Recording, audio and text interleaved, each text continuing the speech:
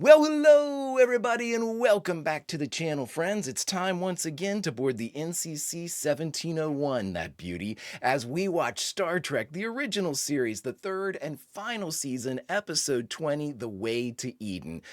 I can't believe there's only 5 episodes left, friends, so let's enjoy each and every second of each and every one. Before we get started, if you could do me a favor, hit that like button, smash that subscribe, ring that bell for notifications. It greatly helps out a small channel, and it allows me to alert you next time it's time to go live. And of course, if there's anything that we do that you would like early or in its full-length format, the link to our Patreon is in the description. Not a fan of Patreon. Stick with us here on YouTube memberships. You'll get all of our episodes about a day early, plus any bonus episodes we come up with. But my dear friends, all that is then, this is now. And for the next 5 episodes, we get to board the NCC 1701 and travel with the original crew. This time as we watch Season 3, Episode 20, The Way to Eden. Prepare to engage maximum warp reaction. And away we go!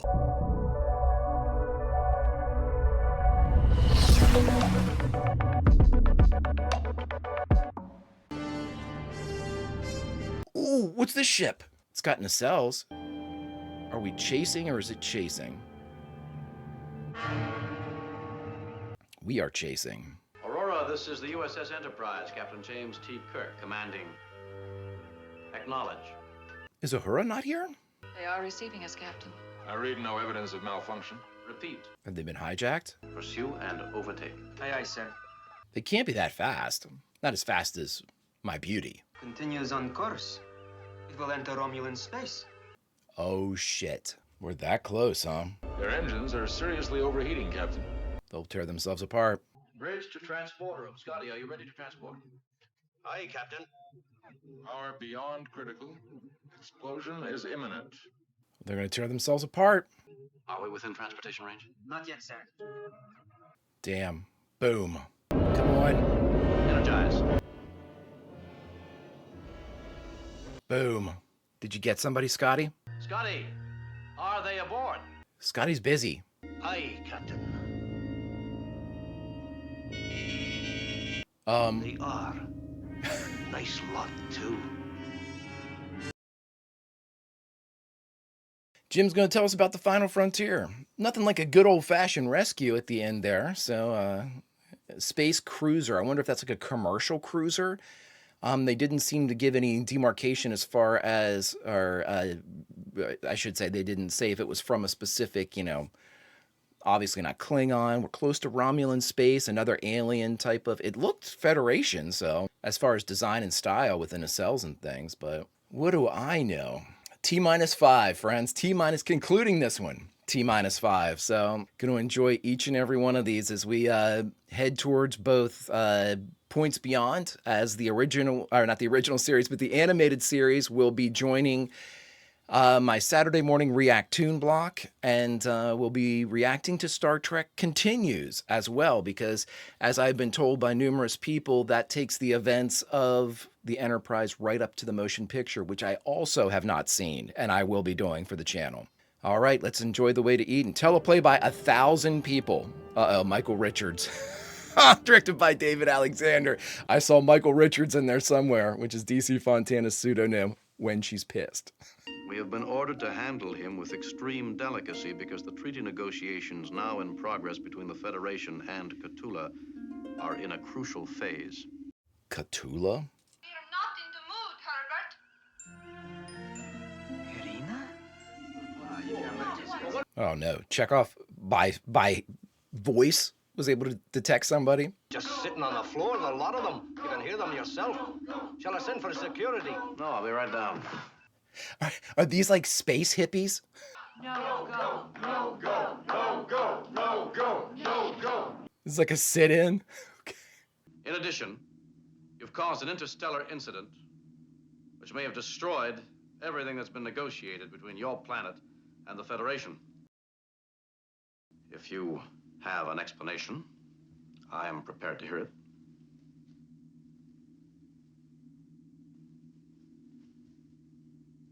Okay. Fun thing about this is throw everybody in the brig, and we're off. With your permission. By all means. 1. We are one. 1 is the beginning. Are you one, Herbert? We reach. I know that If you guy. will state your purpose and your objectives, perhaps we can arrive at a mutual understanding. We turn our backs on confusion and seek the beginning. What is your destination? The planet Eden. Religious. We recognize no authority save that within ourselves. Well, whether you recognize authority or not, I am it on the ship. It recognizes you. Because of my orders, you are not prisoners, but my guests. I expect you to behave as such. Oh, Herbert, you are stiff. Space hippies. Mr. Spock, you seem to understand these people. You will deal with them. We respectfully request that you take us to Eden. Request denied. Herbert, Herbert, Herbert, Herbert, Herbert, Herbert. Stun them all. Spock start pinching. Her name is Irina Galilean. We were in Starfleet Academy together. Really? She's a cadet at least. Thank you, sir. Are they in the sick bay? Yes, Captain. Good travel shot to capture Chekhov getting in the turbo lift and then following Spock. Their leader, Dr. Severin, is a man... Dr. Severin is their leader. Dr. Severin? research engineer in the fields of acoustics, communications, and electronics on Tiburon. Really? There are many who are uncomfortable with what we have created. It is almost a biological rebellion. Against the planned communities, the programming, the sterilized, artfully balanced atmospheres. It's an interesting approach having Spock know all about this. They regard themselves as aliens in their own worlds, a condition with which I am somewhat familiar. That explains it. Nice. That's very cool. What does Herbert mean? It is, It means asshole, Jim. uncomplimentary, Captain.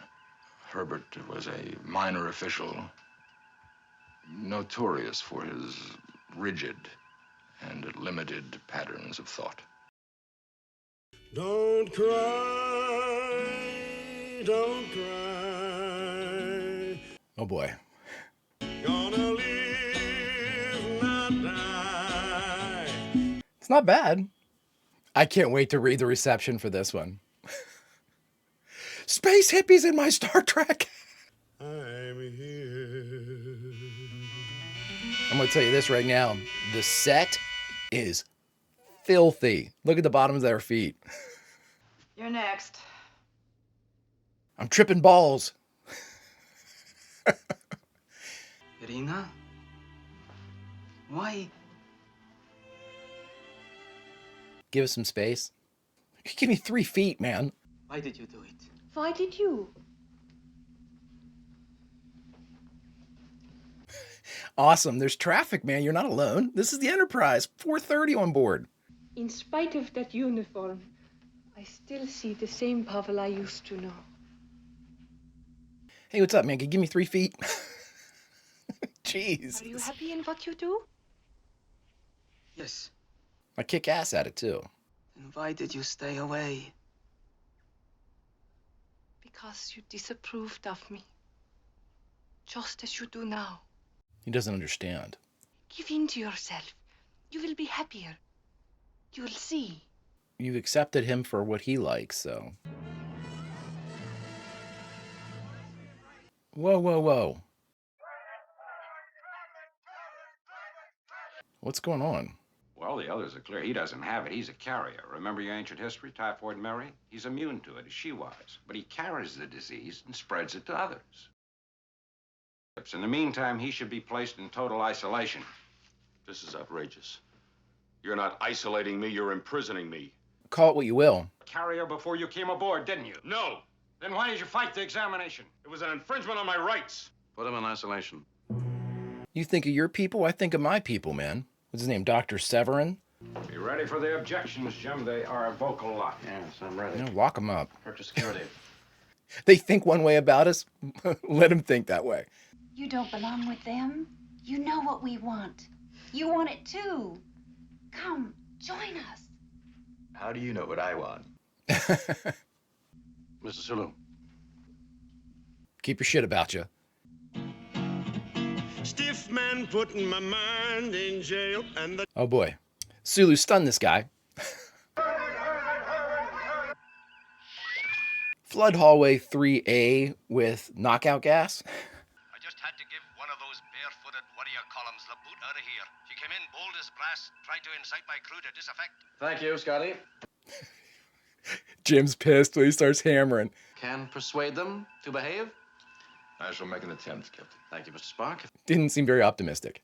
I'm in a position to help you and your group. I can use the resources of the Enterprise to determine whether or not Eden actually exists. Ooh. I can present a case to Federation to allow you and your group to colonize that planet. Be official.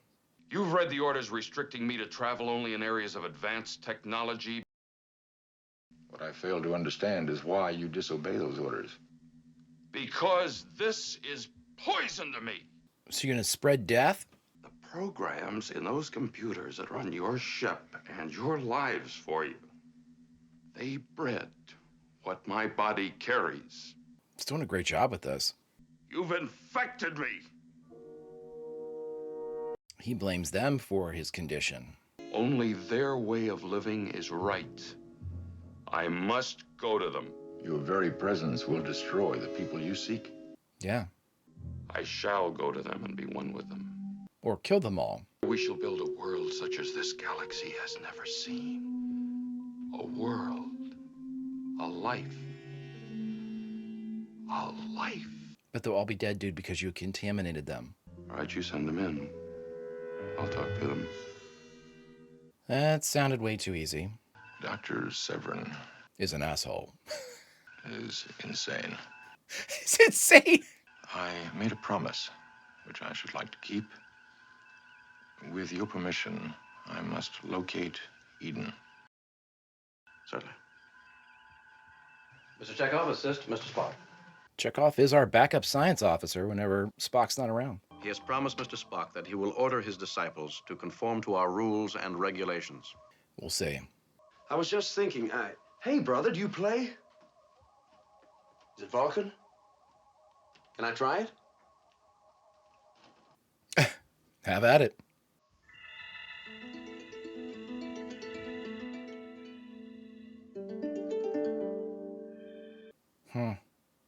Hey, how about a session? You and us, it would sound. I knew that was coming. But would he shake on a session? I mean, we want to cooperate like you asked, so I'm asking. If I understand you correctly, answer might be yes. I'll spread the word.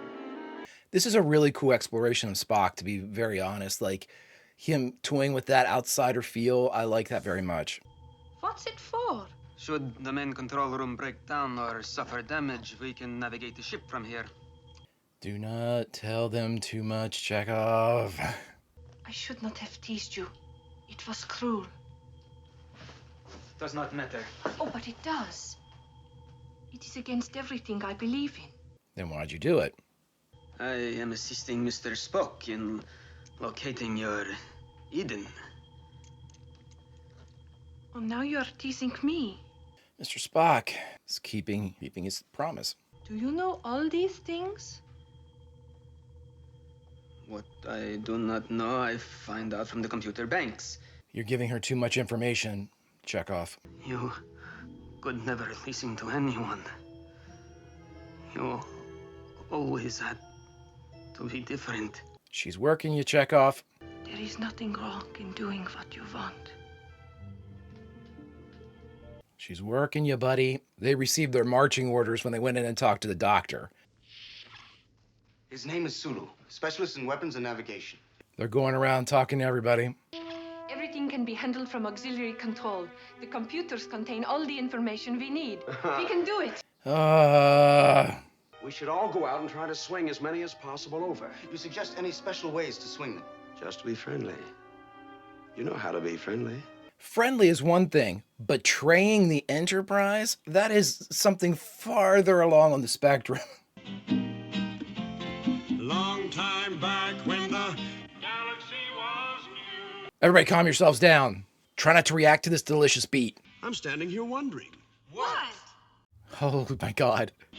If a man tells another man. I didn't realize this was going to be a very special episode of Star Trek, the original series. There's a mile-wide emptiness. What's the farm we're in Woodstock? Yasker's Farm? Is that what it is? I'm going to check real quick while we're in this musical interlude. I was right, Yasker's Farm. The most unrealistic thing about this is so many people are watching. We have nothing else to do on the Enterprise. Oh, thank God. It's not bad. It really isn't. But I mean, it's very contemporary for the day as far as, you know, like a jam session or a little folky tune. They need like David Crosby playing like Dr. Severin. Ensign Fonzie, come on.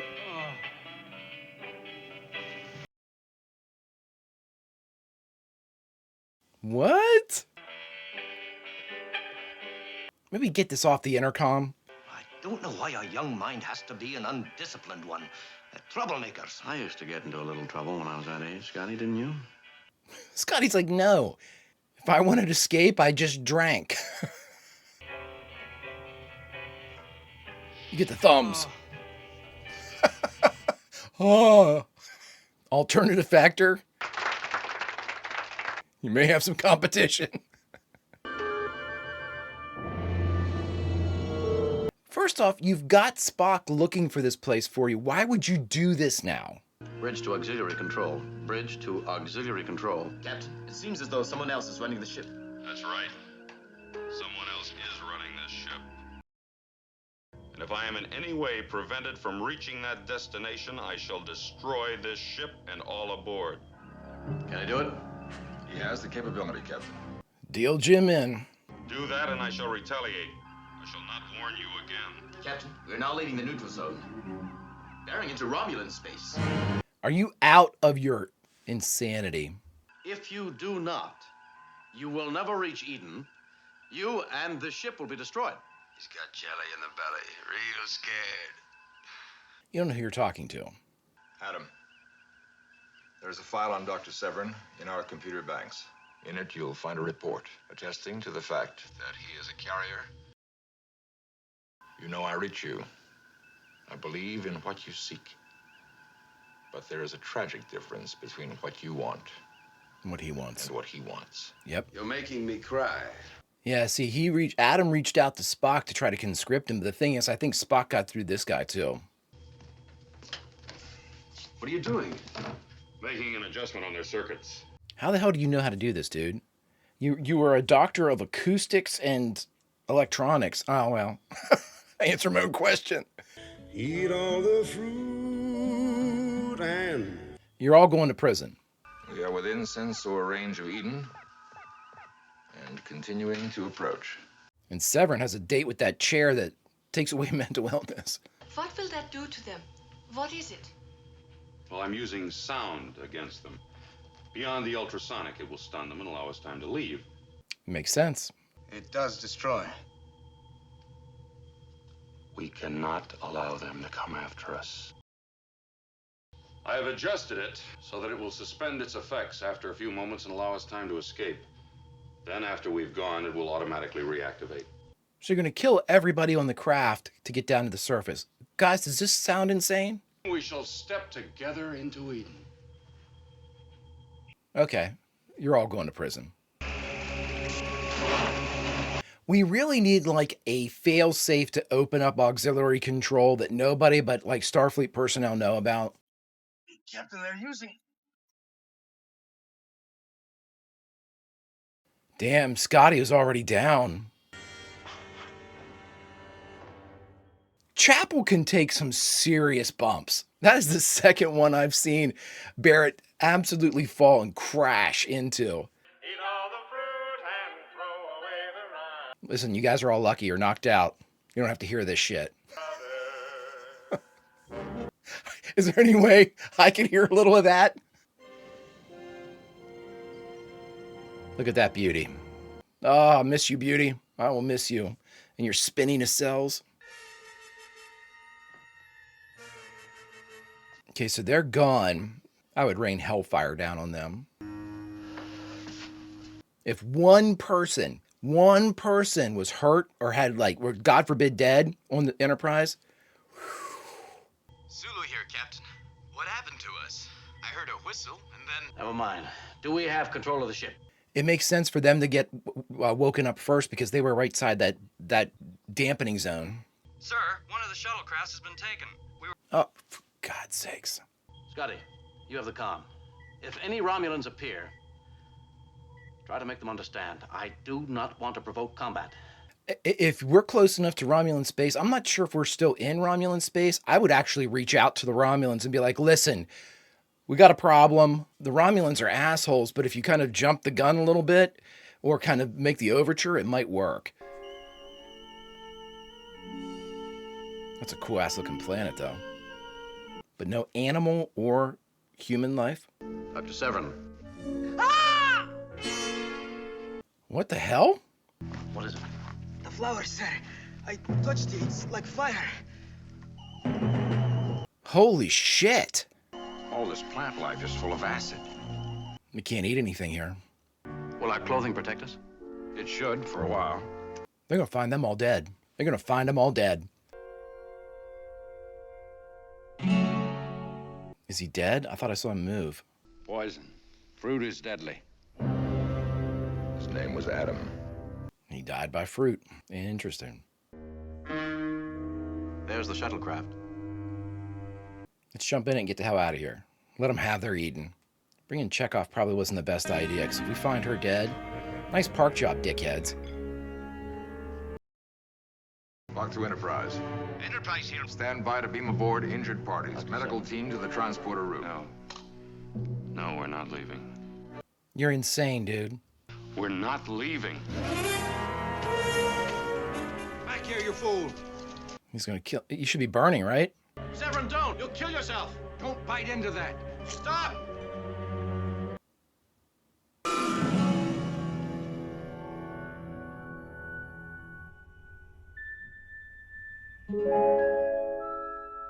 Surprise, you've all been in a cult. This was not some type of grand political or religious movement. It's called a cult, everybody. I endangered the ship and its personnel by my conduct. I respectfully submit myself for disciplinary action. Thank you, Mr. Chekhov. Request denied. You may go. Thank you, sir. They're not his friends. He knows one of them, who happens to be on the bridge now, because we let these types of people roam. You stole something twice, took over the ship. Be incorrect. Occasionally.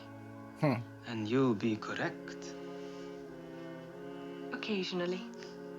I'll see you in 30 years when I'm out of prison. It is my sincere wish that you do not give up your search for Eden. I have no doubt but that you will find it. Or make it yourselves. Thank you. That's awesome, Spock. Well, that was an episode, everybody. That was, in fact, an episode of Star Trek, the original series. There's that. We can't take that away from it. It was an episode. All right, everybody, we just finished watching Star Trek, the original series, Season 3, Episode 20, The Way to Eden. And the only thing left to do is talk about it. All right, everyone, we just finished watching The Way to Eden, the 20th episode of the third and final season of Star Trek, the original series. What to say about this episode? Well, first and foremost, I think it's going to be... It's very easy to bash this episode. Okay, so I don't know. I don't ever bash an episode. Even the alternative factor is probably the one I went hard in the paint. And I kind of regretted that. Charlie X, too. At the very beginning, I went a little too hard in the paint on Charlie X. And I don't like to do that because I've stated a lot of times, one of the things I love the most about Star Trek, the original series, and this is no bullshit whatsoever, is that anytime I put an episode up, And I always find something fun to take away from the episode or learn from the episode or whatever, because we don't have more of these. They're not making any more of these episodes, so there's always something to learn for me, especially for me who is so woefully ignorant on all the Star Trek, especially this era of Star Trek.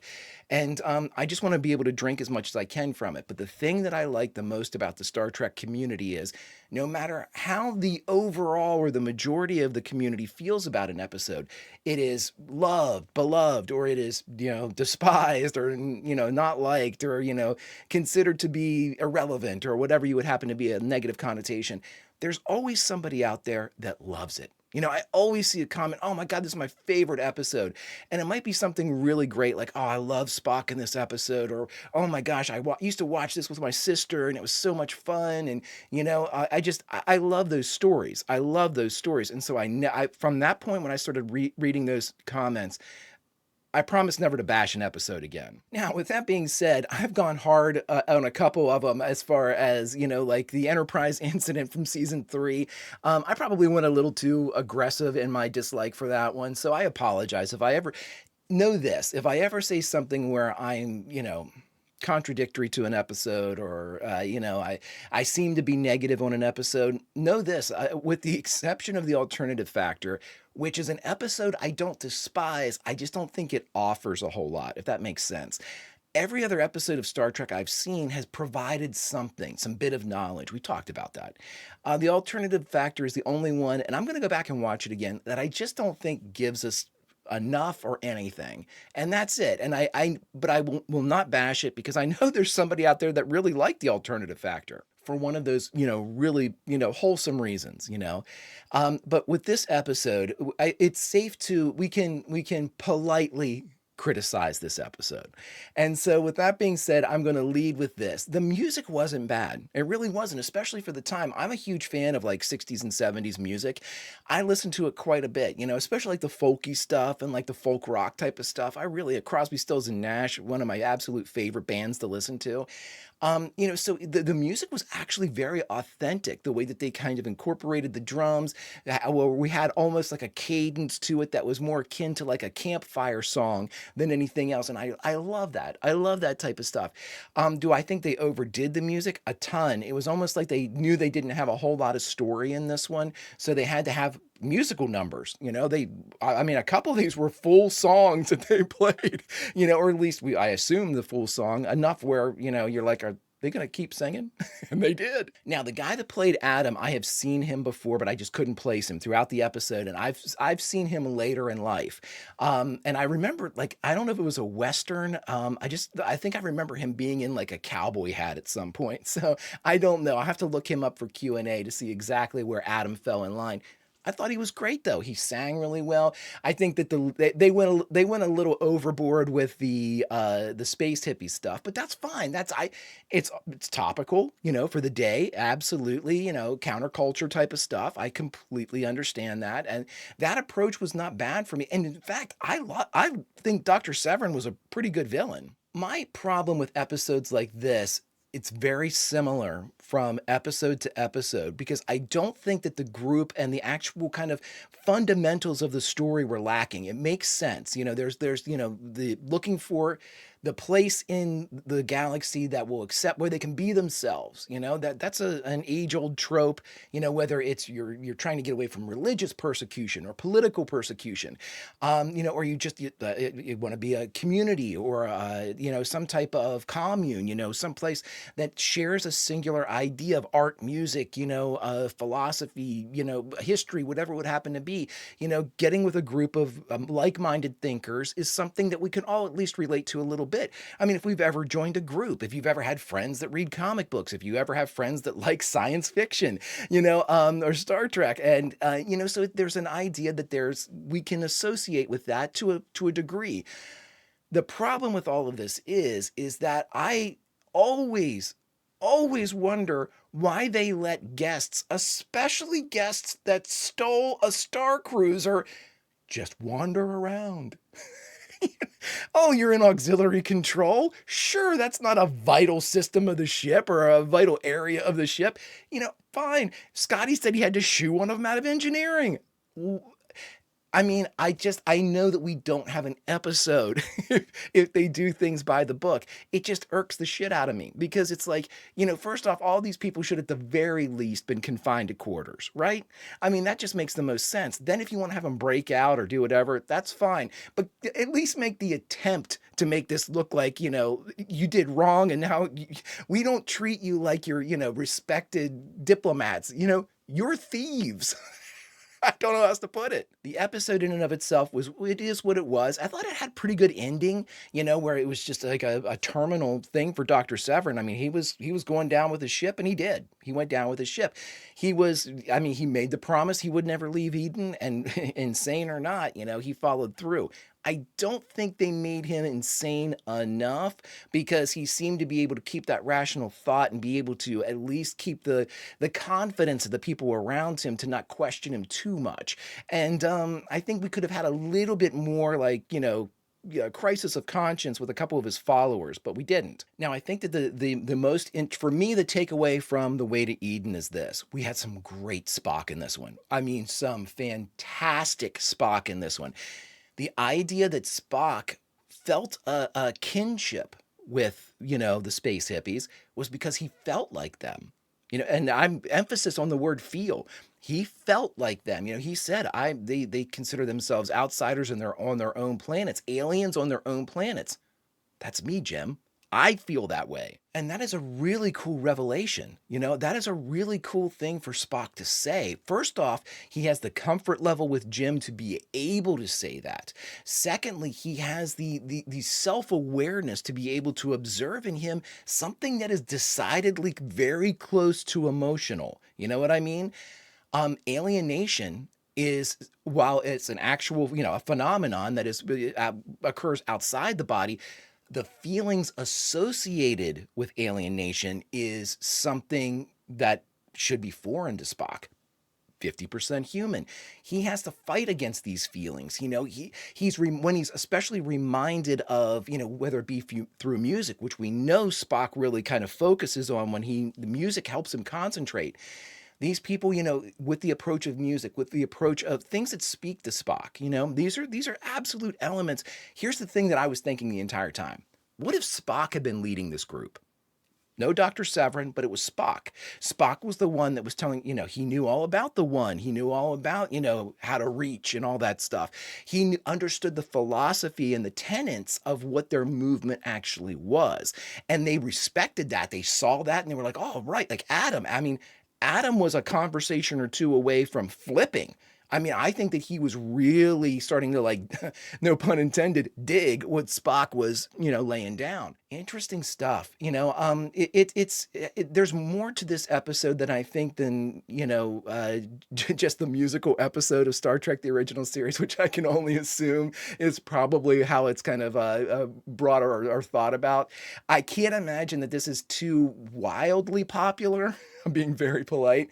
But again, there's a lot to take away from this one. It's a lot that this gives us that if we see it, and can look around some of its shortcomings, it provides us with some really good Spock. And that in and of itself is enough for me. We also had the development of Chekhov a little bit, and again, the idea that Chekhov, he had that same thing, only Chekhov's thing seemed to be obviously rooted in love. He wasn't being swayed by the movement per se, but he was being swayed by the fact that he lost somebody that he had cared for. Another great exploration, another great bit of Chekhov that we can kind of, pin on the board and say, we know that Chekhov had these feelings before. Good stuff to begin to flesh them out. We're not serialized, so in the episodic, we need to take away these kind of little beats that they give us. Good stuff. But friends, like I said, The Way to Eden is now over, but I'm sure there was a story behind the scenes, especially since we saw 32,000 people were the writers, and one of them was DC Fontana's pseudonym for Michael Richards when she is unhappy with how her script turned out. So I'm very curious to see exactly why she was unhappy. But the only Pied Piper that can lead our movement into the discovery of what went on in this episode, we have to call one time, and this call is not for someone that can be reached or any of that stuff. And we're not going to call for Herbert. We're going to call for General. Greetings and salutations, my friends. 'Tis I, leader of men, lover of women, and best friend to Jim Kirk, General Trelane, retired. Friends, this is where, after having watched and reacted to an original series episode of Star Trek, I like to dig a little bit deeper and find out what went on behind the cameras. Because as we've often said, the story behind the cameras of the original series, especially Season 3, are often as juicy, if not juicier, than the story they put in front of the cameras. But to keep myself from wandering off into the weeds for 3 years, I've given myself 5 categories with which to explore. The first, writer and director, who were they? The second, guest stars, did we have any? The third, of the core cast or the Big 8, who was present? The fourth and spiciest of all of the categories, the production notes, what went on behind the cameras? And last but certainly not least, a memorable quote from the episode. Friends, let's get started. All right, everyone, and for our very first category, writer and director, who were they? Well, we had a list at the beginning, and so let's go through it. The writing credits, there are multiple ones for this episode. The teleplay was by Arthur Heineman. The story also by Arthur Heineman and Michael Richards, which we know is a pseudonym for someone else. We'll get more into that down in the production notes. Now, who was the director for this episode? None other than David Alexander, last seen in Plato's Stepchildren. Friends, let's move on. Alrighty, and now for our second category, guest stars. Did we have any? Did we ever? Space hippies everywhere. Friends, we had I think this is how you pronounce it, Skip Homier as Severin, Charles Napier as Adam. We had Mary Linda, and I think I've got this one right, Rapalai as Arena, and we had Victor Brandt as Tongo Rad. Thanks for giving me both character names that were tough and actual names that were tough. We all know I have a phonics problem. Friends, let's move on. All right, everyone, and for our third category of the core cast, or the Big 8, who was present. So who are the Big 8? Well, we've got Kirk, we've got Spock, we've got McCoy, we've got Sulu, Scotty, Uhura, and we also have Chekhov and Chapel. Of the Big 8, 7 were there. The one that wasn't, surprisingly, Nichelle Nichols' Uhura was not there. Strange. Rarely do we not have her. So this was one of those rare instances, I guess. Friends, let's move on. And now, friends, for our fourth category, the production notes, the spiciest of all of the categories, where we find out what went on behind the cameras. Let's get started. And now, friends, for our first production notes. As we speculated up in writer and director, we know that Michael Richards is actually the pseudonym for none other than D.C. Fontana. Again, this was an original script by D.C. Fontana. More elements to come here in production notes about what was changed from her original script. Anyway, the short of it is she was so upset, again, by the changes made to her script that she asked and was granted the use of her pseudonym, Michael Richards, for the story credit. Let's move on. And now for our second production note, and this harkens right back to our first one with D.C. Fontana's script and story being edited that she didn't really like.